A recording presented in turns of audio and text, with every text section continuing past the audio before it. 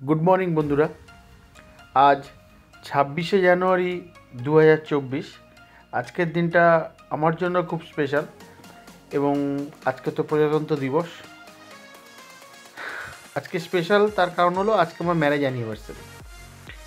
তো যাই হোক, সেই জন্য আজকে সকালবেলাটা এমনিতেই ছুটির দিন, সেরকম কিছু কাজ নেই, তাই হঠাৎ করে দুজনে মিলে আমরা ঠিক করলাম যে কোথাও একটা বেরিয়ে যাব। তো নেক্সট 3 দিন পুরো ছুটি, তো সেই জন্য হঠাৎ করে ডিসাইড করলাম যে গাড়িটা নিয়ে কোথাও একটা বেরিয়ে যাব। আর বেরিয়ে যাওয়া মানেই আমাদের ঠিক বাড়ির থেকে এই নিবেদিতা সেতু ধরে ঠিক এই জায়গাটা দিয়েই আমাদের যেতে হয়। আমাদের শুরুটা হয় এখান থেকেই, এবং দক্ষিণেশ্বরের মাকে প্রণাম করে আজকের দিনটা এবং আজকের যাত্রাটা শুরু করলাম। ওয়েদার অ্যাজ ইউজুয়াল, শীতকালে যেরকম ওয়েদার থাকে, চারিপাশটা বেশ একটু ফগি রয়েছে, ভালো লাগছে। আর সেই নিবেদিতা ব্রিজ আর ওই পাশ দিয়ে বালি ব্রিজ দেখাই যাচ্ছে। তো আমাদের আজকে টোটাল ডেস্টিনেশনটাই ছিল আননোন ডেস্টিনেশন, কিন্তু এই ব্রিজটা ক্রস করে, অ্যাকচুয়ালি টোল প্লাজাটা ক্রস করার পরেই আমাদেরকে ডিসাইড করতে হবে আমরা যে কোন দিকে যাব। কারণ একটা দিক বেঁকে যাচ্ছে, লেফট টার্ন চলে যাচ্ছে টুয়ার্ডস খড়গপুর, দীঘা, উড়িষ্যা এইদিকে, আর সোজা রাস্তাটা চলে যাচ্ছে টুয়ার্ডস দিল্লি, বারাণসী, আগ্রা এইদিকে। তো যাই হোক, আজকের আমার ডেস্টিনেশন এত দূর নয় ডেফিনেটলিভাবে। আমরা জাস্ট ওয়ান ডে একটা ট্রিপের জন্য বেরিয়েছি, আজকের দিনটাকে জাস্ট নিজেদের মতন করে একটু আনন্দ করে কাটাবার জন্য। তো যেতে যেতে আমাদের ঠিক হলো যে আজকে আমরা একটু অফবিট জয়পুর জঙ্গল যাব। না, জয়পুর মানে এটা রাজস্থান জয়পুর নয়, এটা হলো ঠিক আমাদের বাঁকুড়া কোতলপুরের পর জয়পুর ফরেস্ট যেটা পড়ছে, ঠিক বিষ্ণুপুরের আগেই যে রাস্তাটা পড়ছে জয়পুর ফরেস্ট, এটা হলো সেই জায়গাটা। সত্যি কথা বলতে আমি এবারে কোনো সেরকম রাস্তার ভিডিও করিনি, তার কারণ রাস্তা সম্বন্ধে নতুন কিছু বলার নেই। আর জয়পুরের রাস্তা হলো সোজা একদম ডানকুনি চৌমাথা, ওখান থেকে বাঁ দিকে যে রাস্তাটা ঢুকে যাচ্ছে টুয়ার্ডস চণ্ডীতলার দিকে, এই চণ্ডীতলা হয়ে সোজা আরামবাগ, আরামবাগ থেকে জয়রামবাটি কামারপুকুরির যে মোড়টা আছে ওখান থেকে ডান দিকে বাঁকুড়া রোড ধরে সোজা চলে গেলেই আমরা পৌঁছে যাব এই জয়পুর ফরেস্ট। আমাদের হাতের কাছে এত সুন্দর একটা জঙ্গল রয়েছে, এটা দেখার জন্যই আজকে আমরা চলে গেলাম। তবে জয়পুর ফরেস্ট এর আগে অনেকবার বহুবার গেছি, তবে আজকে যেন নতুন করে জয়পুর ফরেস্টকে চিনলাম, কারণ এটা পুরোটাই অফবিট জয়পুর ফরেস্ট।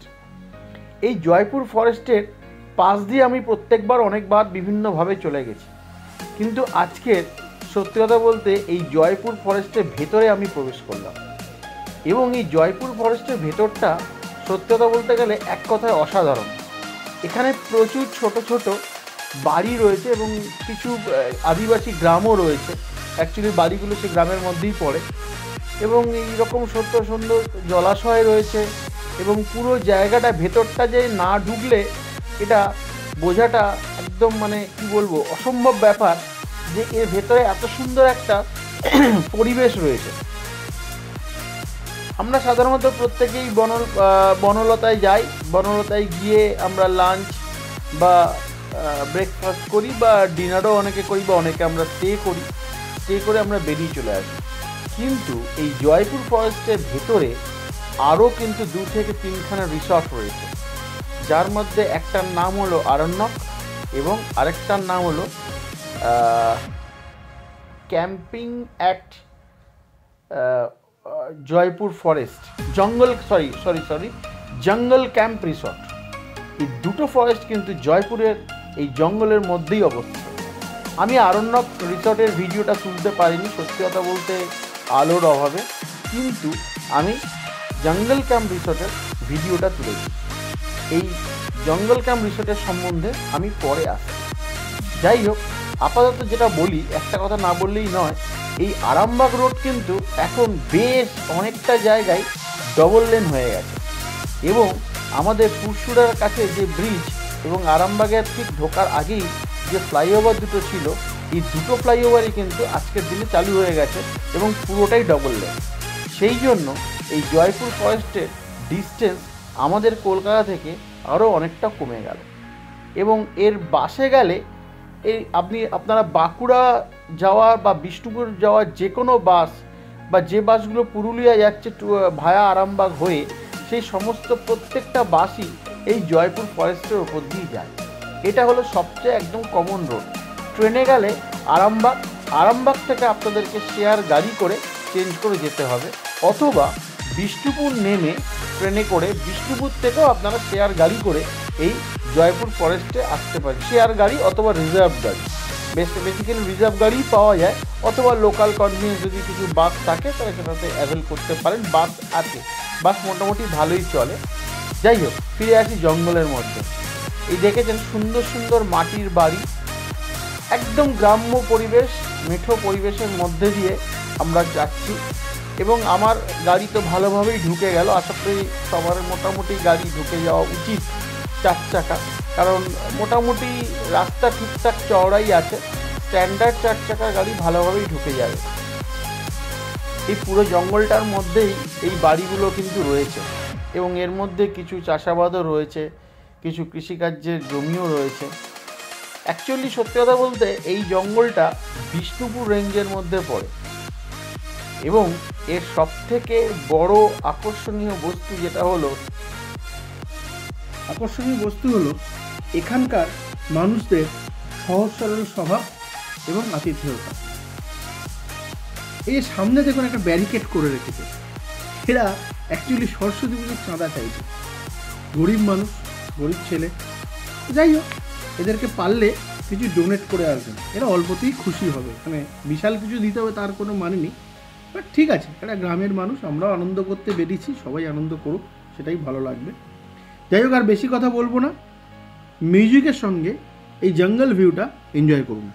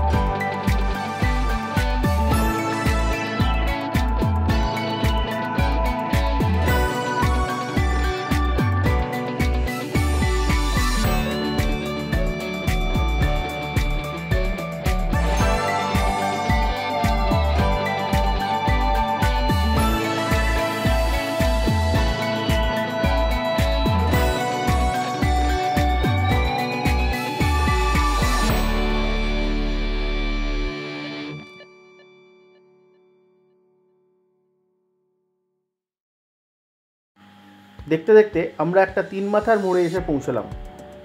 এই যে মোড়টা দেখছেন, এইখানে একটা দেখবেন একটা চায়ের দোকান আছে, এটাকে বলা হয় শ্রী গুরু জয়, চায়ের দোকানটার নাম সরি। তো এখান থেকে আমরা আবার সোজা পথ ধরে এগোতে থাকলাম টুয়ার্ডস আরও জঙ্গলের ভেতরে।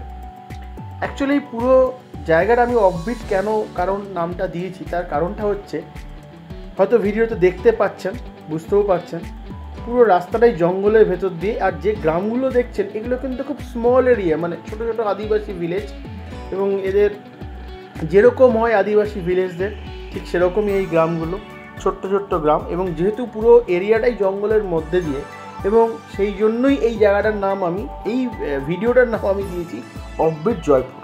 তার কারণ হচ্ছে জয়পুর জঙ্গলটা আমরা সবাই রাস্তার ওপর থেকে বা বনলতা থেকে গেলাম, ওই জয়পুর জঙ্গলটা দেখলাম, গেলাম, একটু ছবি তুললাম, চলে এলাম।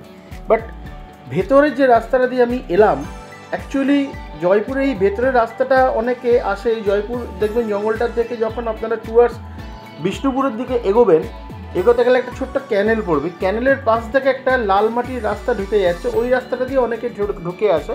এলে এই ঠিক এই আগের যে চায়ের দোকানটা আমরা দেখলাম, ওই চায়ের দোকানের সামনে এসে পৌঁছবো।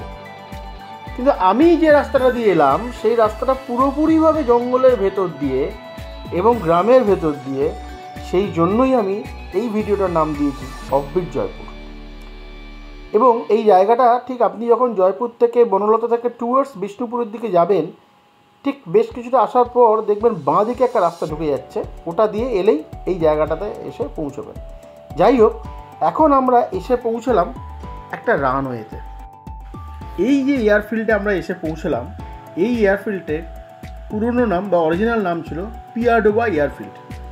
বর্তমান এটি ভারতের একটি পরিত্যক্ত এয়ারফিল্ডের অংশ। এটি পশ্চিমবঙ্গের পশ্চিম মেদিনীপুর এবং বাঁকুড়া জেলার সীমান্তে অবস্থিত।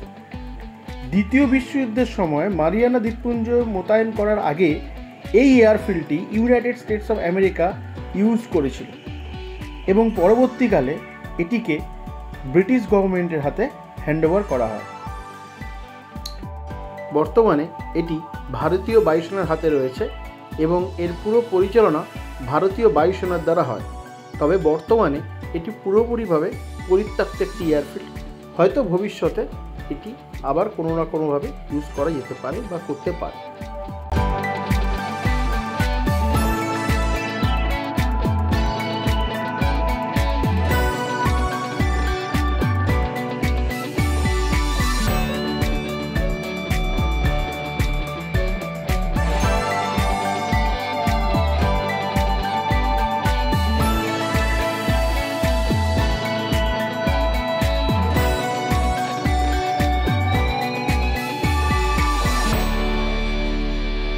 এভাবে দেখতে দেখতে আমরা জঙ্গল ক্যাম্প রিসর্টে এসে উপস্থিত হলাম।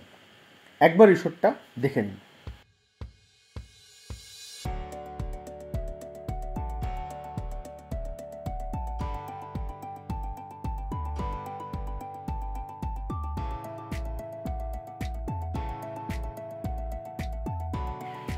এদের এই কটেজগুলোর রুম ভাড়া আমাকে বলেছিল জন প্রতি 1800 টাকা করে, ফুডিং এবং লজিং। আর ওই টেন্টগুলো যেগুলো দেখা যাচ্ছিলো ঢোকার সময়, ওই টেন্টগুলোর ভাড়া হচ্ছে 1400 টাকা ফুডিং এবং লজিং। এটা আবার সিজন ওয়াইজ আপ ডাউন করে। তবে আমার কাছে এই দামটা একটু বেশি লেগেছে।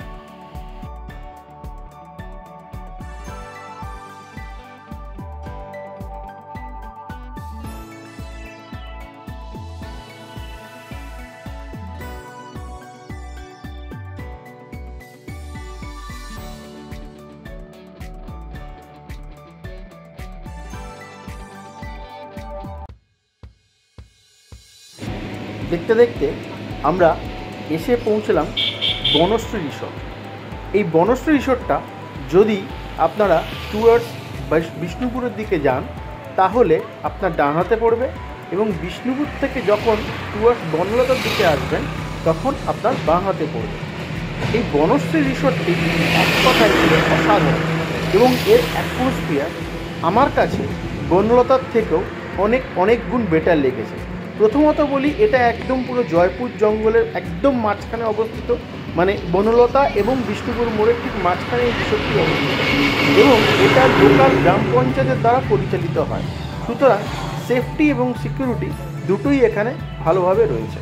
আরেকটা কথা আমি বলতে পারি, এখানে গাড়ি পার্কিংয়ের যথেষ্ট ভালো রকম ব্যবস্থা রয়েছে এবং এই রিসর্টটি আমি আলোর অভাবে এবং সময়ের অভাবে পুরোপুরি ঘুরে দেখাতে পারলাম না, তবে চেষ্টা করব পরবর্তীকালে কোনো একটা সময় ভালোভাবে আরেকটু ভালোভাবে এক্সপ্লোর করার এই রিসর্টটি। তবে এই রিসর্টটি এই কারণে আমার ভালো লেগেছে কারণ এটা খুবই রিজনেবল প্রাইসের মধ্যে পড়ছে, কারণ এদের যে এসি রুমগুলো রয়েছে এই রুমগুলোর ভাড়া ওই 2000 থেকে 2200 টাকার মধ্যে পড়ে। তবে হ্যাঁ, এটা সিজন ওয়াইজ আপ ডাউন করে। এটা গেল প্রথম। দ্বিতীয়, আমি এখানে খেয়েছি কিন্তু আমার ক্যামেরাতে চার্জ না থাকার জন্য আমার খাবারটা আমি রেকর্ড করতে পারিনি। আমি নিয়েছিলাম ফ্রাইড রাইস এবং চিকেন কষা এবং মাটন আমি এবারে খাইনি, তবে আগের বার খেয়েছিলাম। মাটন এক কথায় অসাধারণ, একদম দেশি মাটন। এবং ফ্রাইড রাইস যেটা দেয় মোটামুটিভাবে একটা ফ্রাইড রাইস নিলে দুজনের খুব ভালোভাবে হয়ে যায় এবং এই টোটালটাই কিন্তু খুব রিজনেবল প্রাইসের মধ্যেই পাওয়া যাচ্ছিল। সেই জন্য আমার মনে হয় এই রিসর্টটি বনলতার থেকে অনেক গুণ বেটার। এছাড়াও এরা পিকনিকের জন্য স্পট ভাড়া দেয়। এই পিকনিক স্পটটার জন্য এরা মূলত 1000 টাকা করে নেয় স্পট ভাড়া, কিন্তু যদি এদের কাছ থেকে পুরো রান্নাবান্নার দায়িত্ব করে দেওয়া হয় তাহলে সেক্ষেত্রে স্পট ভাড়াটা পুরোপুরি ফ্রি হয়ে যায়। আর ডেকোরেটার্স এবং সাউন্ড সিস্টেম যদি কেউ নিতে চান তবে সেটা আলাদা করে চার্জেবল। আর এই পুরো রিসোর্টটাই কিন্তু শালবনের ভেতরে এবং এক কথায় অনবদ্য অসাধারণ পরিবেশ। আমার তো খুব ভালো লেগেছে। এই ছিল আমাদের একদিনের অফবিট জয়পুর ভ্রমণ এবং যেখান থেকে শুরু করেছিলাম ঠিক সেই রাস্তাতেই এসে আবার শেষ করলাম, মানে সেই নিবেদিতা সেতুর এবার ডাউন লেন দিয়ে আস্তে আস্তে আমরা বাড়ির দিকে ফিরে এলাম। এক কথায় খুব ভালো লাগলো। একটা দিন ফ্যামিলির সঙ্গে বন্ধু বান্ধবদের সঙ্গে কাটিয়ে আসা যেতেই পারে এই জয়পুর অফবিট জয়পুরে। ভালো লাগবে আশা করছি। যদি ভিডিওটি ভালো লেগে থাকে প্লিজ লাইক, শেয়ার এবং সাবস্ক্রাইব করবেন। আর একটা কথা, আমি কিন্তু কোনো প্রফেশনাল ব্লগার নই, যদি কিছু ভুল ত্রুটি করে থাকি তাহলে ক্ষমা করবেন। আজকে তাহলে এই পর্যন্তই থাক। আবার অন্য কোনো দিন অন্য কোনো ভিডিও আপনাদের সামনে তুলে ধরার চেষ্টা করব। ভালো থাকবেন সবাই।